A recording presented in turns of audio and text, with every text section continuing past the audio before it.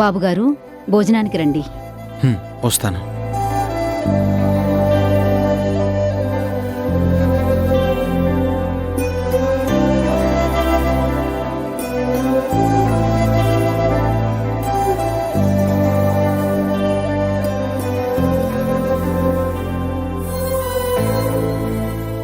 తులసమ్మా, వంశీ సీత రాలేదేంటి?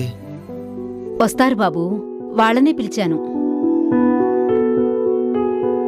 సరే.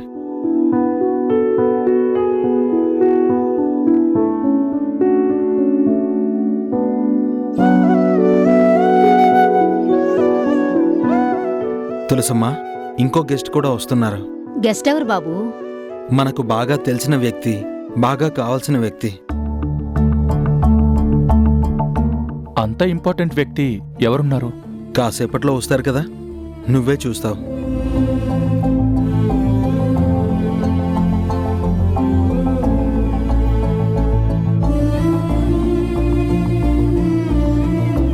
Sorry, late అయిందా?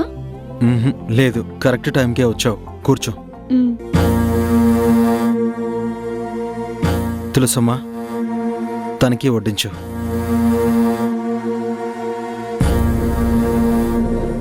ఎందుకు వంశీ? తన్ని భార్య కదా. నువ్వు తాలి కట్టినప్పుడు లేని ఇబ్బంది ఇప్పుడు నీ పక్కన కూర్చుంటే ఏముంది? తులసమ్మా, కర్రీస్ వడ్డించు.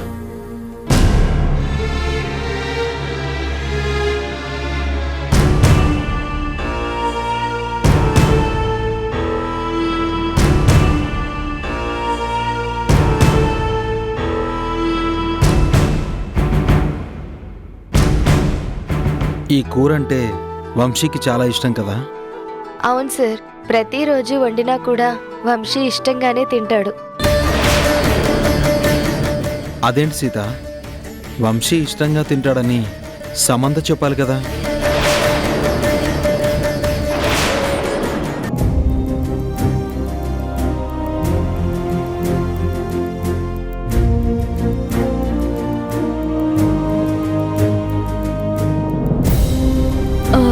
మేడం, నమస్తే మేడం, నేనే హారిక. ఓ నమస్తే అండి. ఇదేనా మీ ఫైలు? నేను కూడా రెడ్ కలర్ ఫైల్ పట్టుకొని వచ్చాను, అందుకే నా ఫైల్ అనుకుని తీసుకెళ్ళిపోయాను. మీరు మరోలా అనుకోకండి. పర్వాలేదండి, రెండూ ఒకే కలర్లో ఉండటం వల్ల అలా అయింది, అంతకుమించి ఏమీ లేదు. ఇదిగోండి మీ ఫైల్.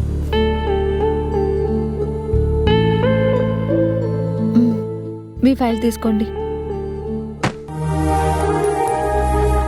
అయ్యో, ఐఎమ్ సారీ అండి. అయ్యో, నేను కదా మీకు సారీ చెప్పాలి. ఉండండి, పేపర్స్ అన్ని నేను తీస్తాను.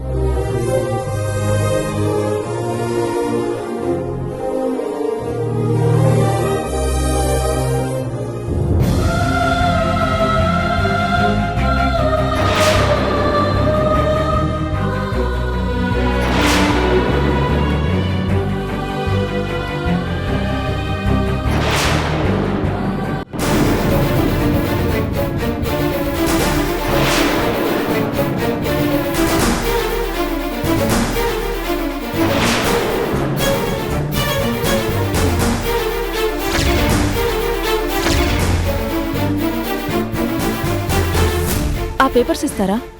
మీరు ఈయన కూతురా? ఎందుకు అలా అడుగుతున్నారు? చెప్పండి, మీరు ఈయన కూతురే కదూ? తండ్రిగానే భావిస్తున్నాను. అతనెవరో మీకు తెలుసా? ఈయనెవరో నాకు తెలియదండి, కానీ ఈయన పేరు నాకు తెలుసు. దేవరాజ్ కదా. ఈయన స్నేహితుడు మా తాతయ్య. వీళ్ళిద్దరూ చాలా గొప్ప స్నేహితులంట. ఈయనకి ఒక కూతురు కూడా ఉండేది. తన గురించే నేను వెతుకుతున్నానని మా తాతయ్య ఎన్నోసార్లు చెప్పారు. మొన్నీ మధ్యనే ఈయన ఆబ్దికం కూడా నా చేత పెట్టించారు. కానీ మీరిదే ఊళ్ళో ఉంటున్నారని మా తాతయ్యకి తెలీదు. ఇప్పుడే వెళ్ళి మిమ్మల్ని మా తాతయ్యకి పరిచయం చేస్తాను. తీసుకోండి, పదండి. ఒక్క నిమిషం. ఆయన నాకు తండ్రి లాంటివారు అన్నాను, కానీ నేనాయన కూతుర్ని కాదండి. ఆ, అదేంటి అక్కడ నాన్న అని రాసుకున్నారు కదా,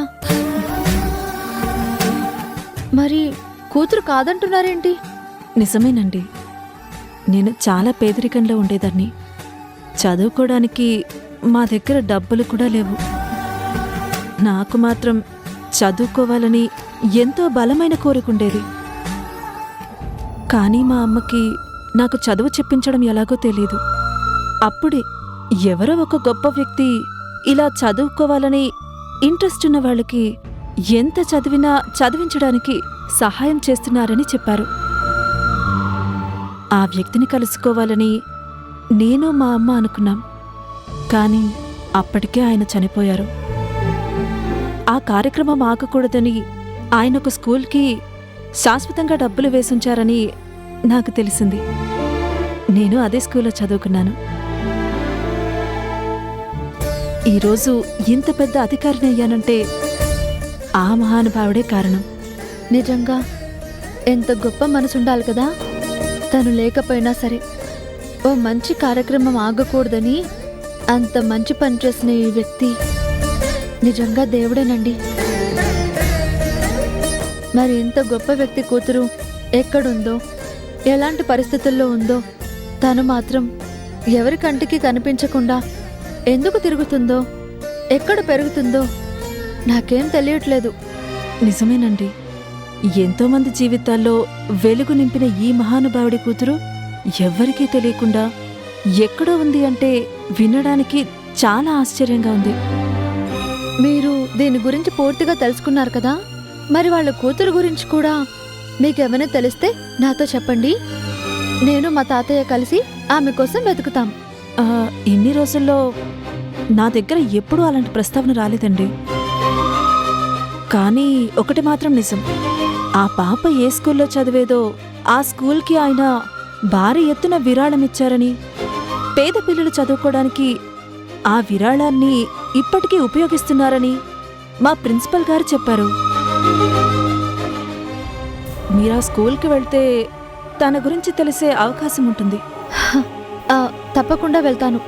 ఇంతకీ ఆ స్కూల్ ఎక్కడుందో మీకు తెలుసా? అక్కడే నేను చదువుకున్నాను. నాకెందుకు తెలీదు? సరే, మీరు అడ్రస్ చెప్పండి.